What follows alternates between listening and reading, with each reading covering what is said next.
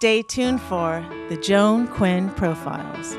Joan served the state of California as a member on the Arts Council and on the Film Commission.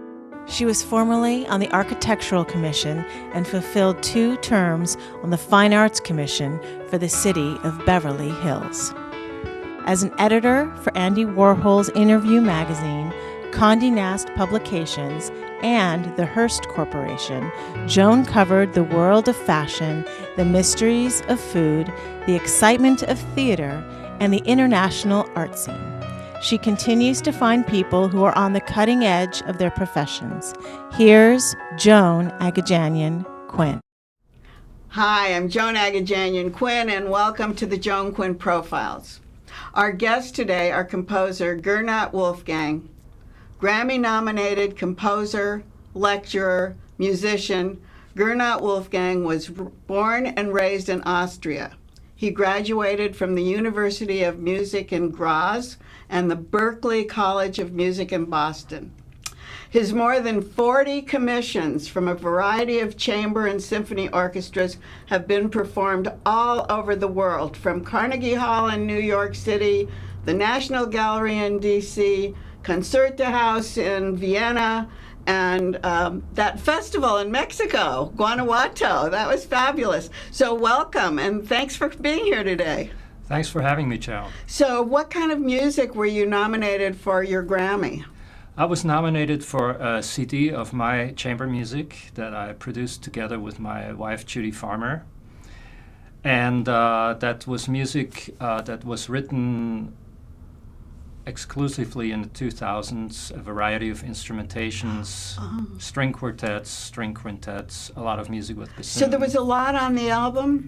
A lot on the CD? Yeah, there was a lot of different instrument combinations, and at least half of the album is with bassoon, which is what the instrument of my wife, Judy Farmer, is. How do you compose on the bassoon? Do you play it? I don't play it, but I get to hear it every day. Because she plays it, right? Yeah. Do you write it and then she plays it for you? Yeah, pretty much. I mean, it started out where she was saying, just write what you want and I'll figure it out. And in the meantime, I have learned to write very idiomatically for it. So you grew up in Austria, and was there music in your family? Yeah, from on my mom's side, she was a cellist and an organist. Oh, she was. Yeah, but so did you start early? No, actually not. They didn't push me. They bought a piano and said, if you want to, you can have lessons. I said, no, I'd rather go play soccer and then go skiing. But I caught the bug when I was around 16. Late, kind of late, right? Yeah, I heard Oscar Peterson on the radio, and that kind of did it for me. That's what's so interesting, because you're associated with, I keep thinking like old world, Austria, like classical music, but you're like a real jazz person. Yeah, it's kind of backwards, isn't it? It was different for me to understand that. So what instrument do you play? I used to play guitar. That was my main instrument, and I got really serious about the guitar when I was about 19. Did you hear Oscar Peterson then? No, I heard him before. Oh, you heard him before? I was just fascinated by jazz in general. But how different was that from what you were hearing? What were you listening to?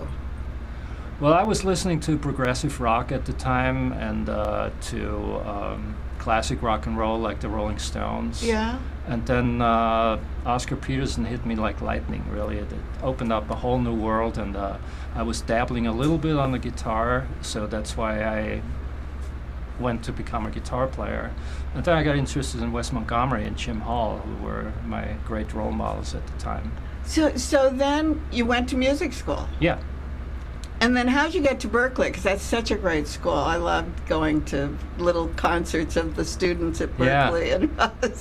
It was a great school. I graduated in Graz and got a Fulbright scholarship. Berklee was one of the schools that offered me to go. So Fulbright gave those then? Yeah. Oh, that was so great. So you chose that? I chose that because it seemed the most versatile of options, and some of my friends were already there. Oh, that was it? Yeah. The thing is, when we talked about your mother being a musician, and I said, is there music in the family? But your wife is also a musician. Yeah. And so the two of you are performing. You still you perform, I right? don't perform anymore, no. Oh, you don't perform at all? No, I write and I orchestrate and arrange. Ah, so how do you keep that schedule, the two of you? Do you have to go, if they're playing something of yours, do you have to be there? I'd love to be there, if it's possible. Yeah, sure. And so where have you gone for pieces that you've composed? I've gone to New York, I've gone to DC, I've gone to Boston, I've gone to Austria, of All course. different Yeah. pieces? All different pieces, yeah. So, you have composed major pieces for the bassoon, right? Basically? Yeah. And is that because she's in the house? Absolutely, yeah. Can you play it? Not even a little bit. How do you write for an instrument when you can't play it? Well, that's a great question. And the answer is I go to a lot of concerts and I listen to what's going on very intently and try to remember what kind of things sound good on a particular instrument. And then I try to recreate that. And if I can't figure it out in the concert hall, then I'll go back and look at the score and see what it is that makes the instrument sound good at this particular moment. And what usually is that? The notes or the way they're put together? What is it? I think it's usually the sweet spot in the register of the instrument, the sort of the part from low to high where the instrument sounds particularly versatile and in control of dynamics. And then you write in that area? Or? I try to hang out in that area as much as I can, but of course you have to go up or down. It depends on where a melody wants to go. But that's also just that. But what about the other instruments that are coming in too, right? Yeah, right. So it applies to all the instruments, really. And then how do you get them all together? Well, is it in your head? I can't ever figure out how a composer hears the music and writes it on paper. It's a combination of being in your head and a combination of just, noodling around on the piano and just, in my case, I improvise a lot because that's my background. Oh, because that's more jazz, right? Yeah. But what comes out sounds more classical, so... That's what I was thinking. When you do lectures, how do you tell the people in the audience what's going on? Well, I don't think there's not much explanation needed, really. A dear colleague of mine once told me that he was playing a particular piece, and he said, this piece is like 2/3 classical, 1/3 jazz. And that's just ideal because it's within my comfort zone. If it's 2/3 to 1/3, if it's half and half, then I already don't feel so secure anymore. So is that right? So there's that whole feeling like that. Yeah, I think. But you collaborated with jazz musicians, right? Yes, also, yeah, and that was purely jazz. It was like in this country or in Europe or in what? this country a little bit, not mainly in Europe. And who are those people? Well, there are recordings of my pieces that have people like Peter Erskine and Bob Berg, Richie Byrock, John Patitucci. So very, very, renowned jazz musicians, contemporary. But you don't play guitar with them. I don't play guitar You with them. just I wrote all the you do music. is write the music, Yeah, right? I wrote Do you the pieces. conduct? No, actually not. I know how to conduct, but I don't conduct well enough to do it. It's so interesting that you like to stay in this one little area, and not that it's different, but you've done like 40, 50, like an abundance of composing. And I would think that if you compose something, you'd want to conduct it. Yeah, but I have to say most of the pieces that I wrote are chamber music pieces, which don't need a conductor, really. Oh, well, tell us about that. Tell us the difference. You write for chamber and for orchestra. Yeah. So in chamber, the musicians take over. So there's usually, if it's a string quartet, then the first violin usually gives And the how many would it entrances. be? It would be 4. It would be 4. Yeah. Oh, string quartet. Okay. Yeah. 4. And the first violinist? Is the leader, and everybody looks to him or her. Or, whoever has an important entrance will give the entrance. Could be the cellist or the violist, so you and they don't- work it out within themselves. I So there's see. no conductor needed. I see. I've had chamber music conducted where the instrumentation was 7 people. That's sort of borderline. They can still do it without a conductor, but sometimes they choose to use a conductor. Oh, well, they could use a conductor then. Yeah. And then with the orchestra, The then what orchestra- happens? Most of the time, there is a conductor. There are a few chamber orchestras, like So, yeah. would a conductor come to you and say, how did you write this, or how should I interpret it? I think the conductors they look at the score and they learn their own picture of the piece. Oh, and so their whatever own you wrote. interpretations, and then at the rehearsals we have a dialogue. Oh, About you it. do go. You'll go. I'll go and- if it's in town. Yeah, I'll go and.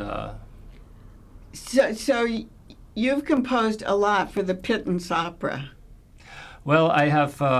It's going to be my 3rd piece with them. They're doing a world premiere. Tell us Yes. what that is. That's a piece called Decisions for oboe and piano with Jennifer Cullinan oboe and Gloria Jang piano.